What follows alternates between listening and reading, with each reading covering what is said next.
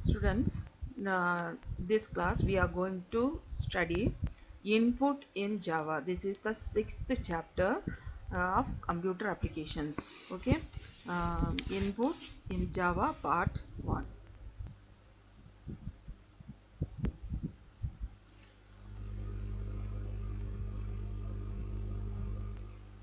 Now we are going to see what is called as an input. Input means an information or instructions. Okay, input means instructions given to a computer to do some process. Okay, so if we are giving some input to the computer for processing, it will produce the output. So any information or data that is sent to a computer for processing is considered input. Okay, next one is how we are going to give input in Java programming. So to insert the input in Java, there are three methods, that is initialization of variables. Initialization of variables means we are giving the input inside the program uh, when we are writing the program. Okay, parameterized input means we will give the values of the variables during the time of execution. Okay, scanner input means first we will scan the input. What are the inputs we want, it will ask, and we are giving the inputs according to the need of the processing. Okay, so programming involves taking in some data. Taking in some data means we are giving the input, processing it using, when the data is, the input data is processed, it will give some output. Okay, meaningful output is using some instructions and giving some meaningful result. Taking in some data is called input. Okay, so the taking in taking in data is given by the user. Okay, so taking in some data is called input. The input of data just triggers that the data is to be given to a program for processing. So Java provides several ways of inserting data or input using Java. Input or inserting data in Java may be through first initialization of variables, second one parameterized input, and third one scanner input. Now we are going to see one by one. First of all, we are going to see what is initialization of variables. Okay, in this method, the variables are initialized during declaration. So when we are declaring the program, when we are writing the program, we are initializing the values of the variables inside the program. For example, in the a equal to 5 is a statement. So here we declare the value of a as 5, where 5 is stored initially into a memory location represented with the name a. Initialization may also be reference to another variable. For example, int b equal to a.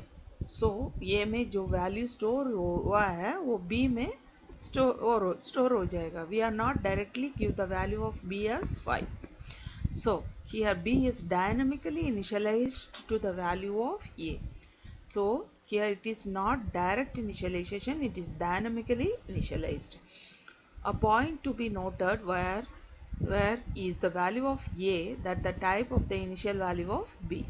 So here we are not directly given as b equal to a, b equal to 5, because here we store the value of a as 5, and here we are written as a b equal to a.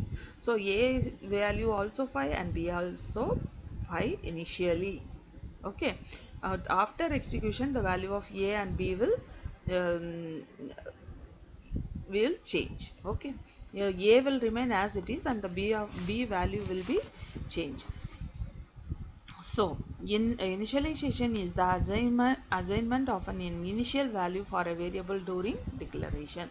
So this is the initial value. So during the time of calculation, if it is like that, a equal to a b plus c, so a value of a will change after calculations. Initially the value is declared inside the program. This is called initialization of variables. So this will be seen through an example program. Here you see the program to add 12, 45 and 63 using variables. So we are storing these three values in a variable and one variable to add the sum. So see, a equal to 12, so the initial value of a is 12. B equal to 45, so the initial value of B is 45. So C equal to 63, so the values are initialized during the declaration. Okay, then D equal to A plus B plus C. The value of A, D will value of the sum of all these three variables will store in the variable D, and we are going to print the value of sum here. Okay, so initialization of variables means we are initializing the values during the declaration of the variable. Okay, the next one is parameterized input. What is called parameterized input? The process of passing values to arguments in a method during execution is called parameterized input. For example, int A, int B, int C, we are not going to give the value of A, B and C inside the program, but during the execution of the program it will ask the values of A, B and C. That time we are giving the values of the variables. Okay, so we will see the program like this. Program to take three numbers, any three numbers you have to take. They have not mentioned the numbers. Okay, so in the case of initialization of the variables, we have seen the values here 12, 45 and 63, but here in parameterized constructor they are asking us that take any three values, three numbers as parameterized input and find their sum. Here they are not given the values. Okay, so here see the values will be inside the brackets. Okay, these are called as arguments. A, B and C are called as arguments because arguments are parameters because it is inside this brackets. So it is called as a parameterized input. Int D. So all the variables are integers. Here you can see the difference. See, the variables are inside the bracket and this is the function name, that is add of. Okay, add of int A, int B, int C. We don't know the values of all these variables, and here we are adding the values with the values and store the variable D. Here we are going to print the sum. Okay, so how the values will be executed? During the execution of the program, in this window you are able to see. So we are going to see the sum. See, here it is asking the value void add of int A, int B and int D. Click here to execute. When you click here, it will ask the values. See, the next window you will see the difference. It is asking the values int A, int B, int C. Here one bracket arrow is there. If you click the arrow, the space will come. Here you have to give the values. When you click OK, it will add all these three values and it will show the sum in the terminal window. So see, this is another one example to find the area and perimeter of a rectangle where length and breadth is given as input. So we are taking these two inputs L and B as integer and the function name is area parameter.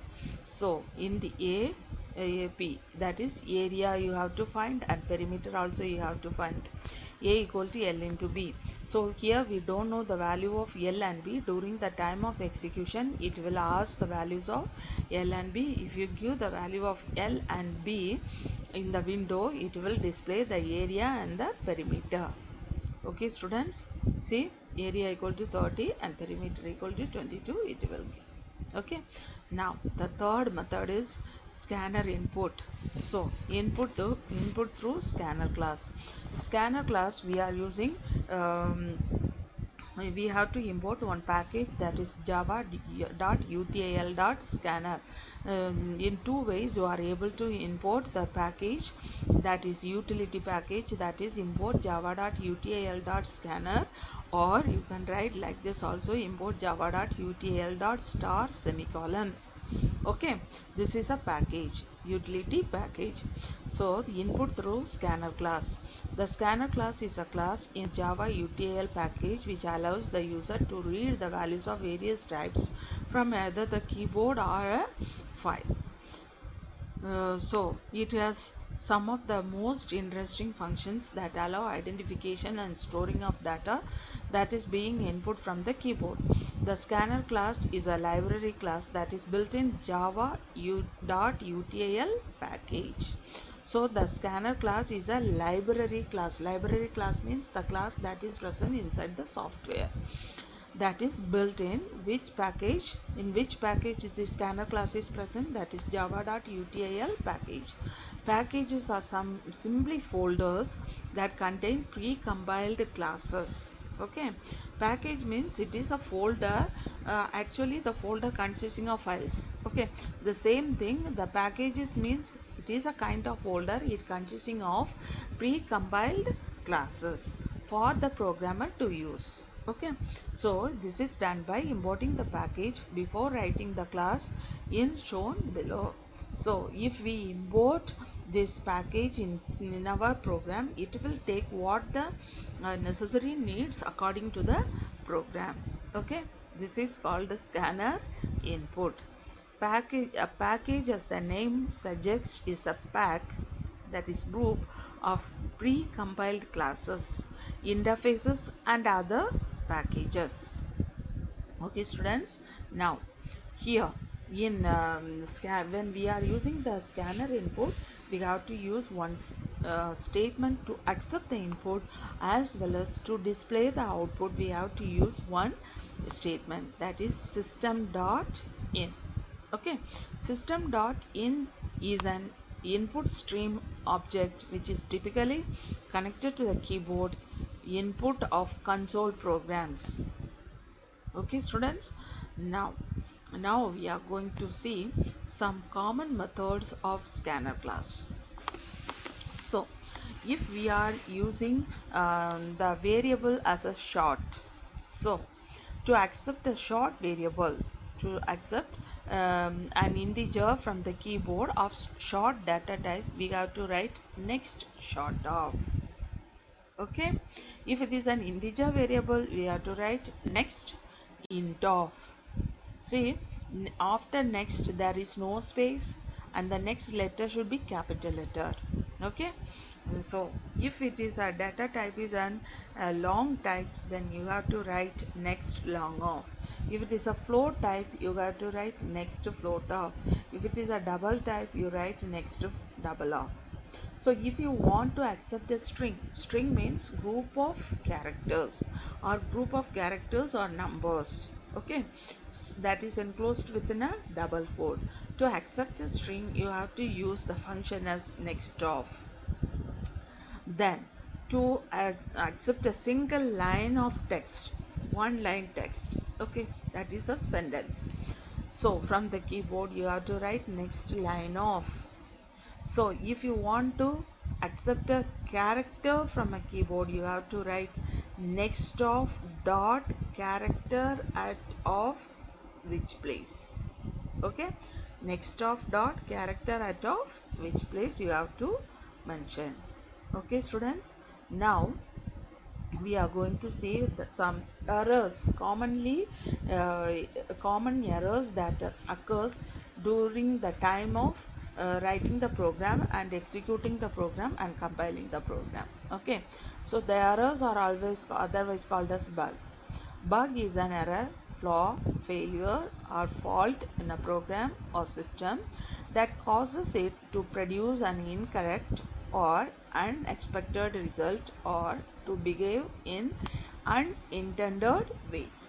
Okay, so when we are writing the program, during the declaration of the program, errors will arise. During the compilation of the program, the errors also occurs. When we are after compilation, if there is no syntax error, then during the time of displaying the output, that time also the error will occur. Okay, so now we are going to learn some of the bugs or errors occurs in a program um, during the time of declaration, execution and compilation, we are going to see. So, types of errors. Errors in a program in Java can be broadly classified into three categories. First one is syntax error, second one is logical error, and third one is runtime error. So three types of errors: syntax error, logical error, and runtime error. Now we are going to see one by one. First of all, we are going to see what is called syntax errors. These are those errors in a program that may occur due to deviation from the grammar or syntax of the language.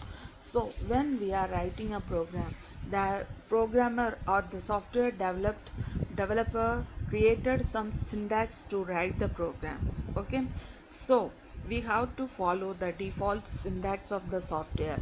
If we are writing the program according to our own knowledge, our own convenience, the program will display the errors. That is called a syntax error. For example, Java is a case sensitive language. Case sensitive means it will differentiate the uppercase characters as well as the lowercase characters. Uppercase characters means capital letters and lowercase characters means small letters. So in the place of smaller small letters, you have to use small letters. In the place of capital letters, we have to use the capitalist letters. If we are not concerned about this, the program will produce the syntax error. Whenever an error in the syntax occurs, the compiler will not proceed with the processing of converting the source code to bytecode until the error has been rectified. अगर हम लोग programme लिखने के time syntax correct नहीं है तो compiler will not accept the same line for execution until we corrected the error. Okay, that is called as the syntax error. So syntax error is an error in the syntax of sequence of the characters or tokens that is intended to be written in a particular program. The next one is, so here we will see some common compile time errors are, that is missing semicolon. Okay, every statement will end with a semicolon. Mismatched braces in the classes and methods, wrongly accessed variables whose visibility does not exist, then misspelled keywords and identifiers, missing codes in a character or string, then incompatible type in assignment initialization, then bird reference to objects, package name improperly given in the import statement. So the first line itself you have to take care of it. Then import Java, after Java it is dot, then util, u small letter, then dot, scanner, s capital letter, then semicolon. Everything you have to remember when we are writing the program. Okay students.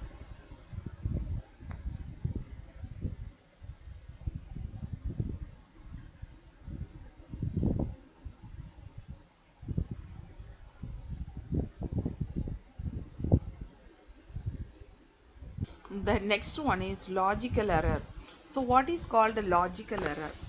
So a logical error is an error in a program that causes it to operate incorrectly. Okay, that causes it to operate incorrectly but not to terminate. Program normally terminate नहीं होता है. Okay, or crash. That is called as a logical error. For example, if we give like this 0 upon 1 upon 5, 1 upon 0 or 0 upon 5, like this, the logical is different. So in this time the logical error will occur. The next one is runtime error. What is called as a runtime error? See, an error that occurs during the execution of the program is called as a runtime error. When we execute the program, when at the time of giving the input, and during the time of displaying the output and an error occurs, that is called as a runtime error. So the common runtime errors are dividing by an integer by 0, accessing an element that is out of bound of an array, okay, out of boundary hota hai na, that trying to store a value which is incompatible to certain data type, then attempting to use a negative index for an array, then converting an invalid string to a number, one data type to another, then accessing a character that is out of bound of a string. These are the common runtime errors. Okay, the next one is commands. So there are the commands. What is the use of the commands in Java programming? So when we are writing the program, we know for what purpose we are writing the program. Okay, so the second person will come and see the program. They have no idea for what purpose the program is written. Okay, so when we are writing the program, after the end of the statements, we have to give some idea for uh, for what purpose the program is written. So by our own sentence we have to given that this statement is to declare something, this statement is to declare something. So if we write some comments of our own words after each and every statement, anyone can understand for what purpose the program has to be written. Okay, so for that we are using the commands. Commands are notes or remarks in a program to provide an easy understanding of the problem. This ensures proper documentation, but these statements are ignored by the compiler and no question of error may occur with this whatsoever you may write within it. Okay, so when we are writing commands in a program, the compiler will not take the commands. Okay, so if you want to write the commands in a coding method, you are able to write. If you want to write in words, in small letters you can write, capital letters you can write, any letters you can write, but the compiler cannot bother about your commands when you are writing the inside the program. For writing the commands also there is some rules you have to follow. Okay, a command is a programmer readable explanation and annotation in a source code of a computer program. So the first one is single line command. Single line command means this command is used to provide command in a single line. The line that is that is to be commanded should be given in a double slash. See in the program, if you this is a statement a equal to sc dot next indr. We are going to accept the length. This means we are going to accept the length. Length is assigned in the variable a. B means breadth. So यहाँ पे देखो backslash accept the strength, backslash accept the breadth, backslash calculate the area of a rectangle. So these are called as command lines. Why we are used these variables? Why we are using this statements? Okay, this is called the single line command. The next one is multi-line command or documentary command. Multi-line means if we are writing the commands in a very big length commands, then it is called as a multi-line commands.